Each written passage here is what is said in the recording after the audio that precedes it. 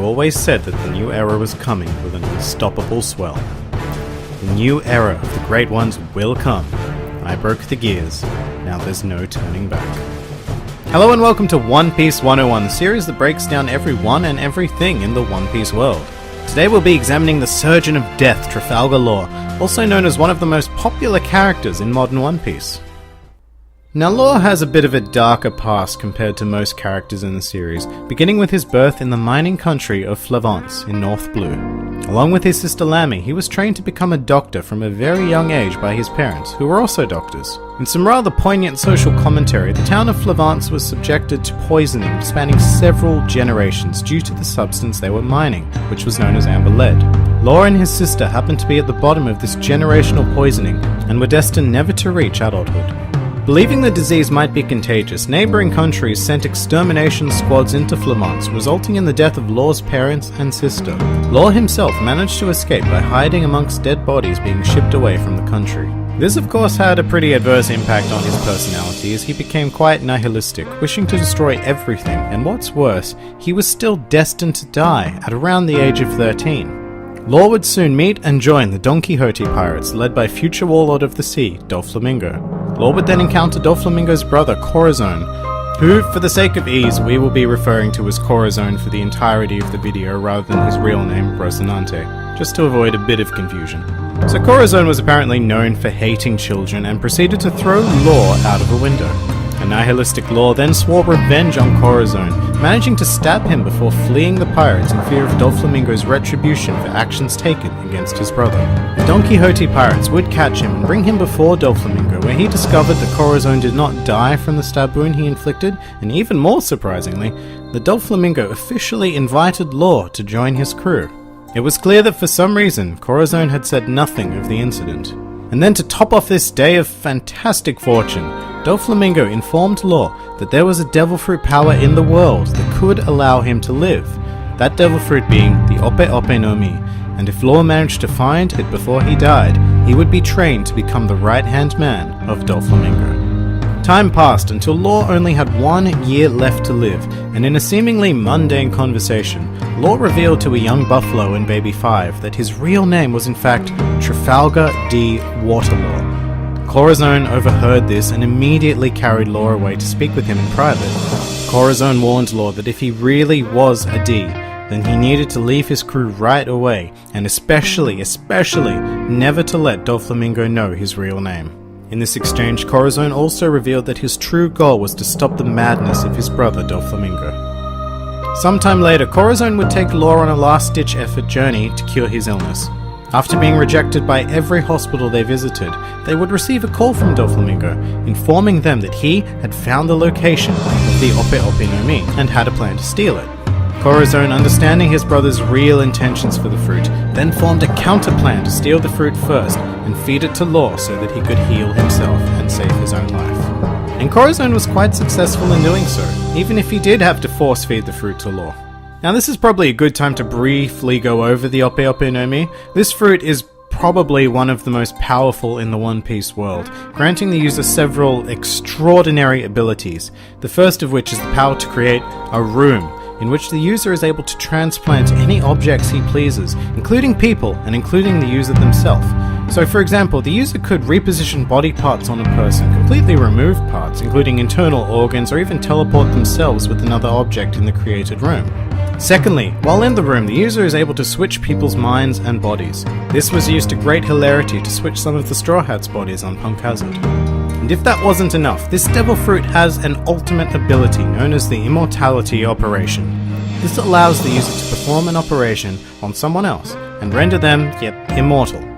However, it does cost the life of the user performing the operation. It is primarily for this reason that people were willing to pay a price of 5 billion berries for this devil fruit.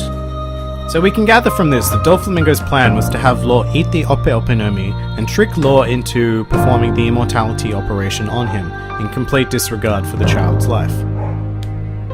After securing the fruit, an exhausted Corazon collapsed and asked a favour of Law to deliver a secret letter to the Marines. This action cleared up Corazon's previous actions, particularly the one where he threw Law out of a window. This was done because Corazon felt it was his duty to stop children entering the world of Doflamingo and to dissuade them by any means at his disposal. Law agreed to take the letter. Unfortunately, he delivered it to the worst possible person, a marine named Virgo, who happened to be a double agent for Doflamingo. The Don Quixote pirates then arrived on the island, and Doflamingo used his birdcage technique to prevent Corazon and Law from escaping. Corazon, resigning himself to his fate, hid Law in a treasure chest before being shot dead by his own brother. Law escaped and ended up on the neighbouring Swallow Island, where the Heart Pirates would be born. A young Shachi and Penguin were bullying a mink named Beppo. Law proceeded to beat up the two bullies, prompting Beppo to become interested in joining him. Shachi and Penguin also became interested in following Law out of admiration of his abilities. Together they sailed through the Grand Line, gathering more crewmates until they made it to the halfway point of Sabadi Archipelago.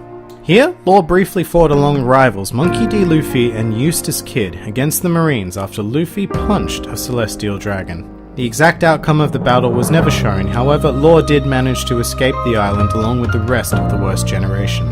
Law would next be seen at the Paramount War, along with the rest of the Worst Generation who had gathered to watch the outcome. Unlike his counterparts, Law became directly involved in the war, as he sailed into Marineford to facilitate the escape of Luffy with his submarine. He then proceeded to operate on Luffy's wounds using his Devil Fruit abilities. The reason why Law put his and his crew's lives at stake to save Luffy wasn't known at the time, but in retrospect it is because both Luffy and Law have that mysterious D in their name. It's also for this reason that after the time skip, Law approached Luffy about forming an alliance to defeat one of the 4 emperors of the New World, Kaido.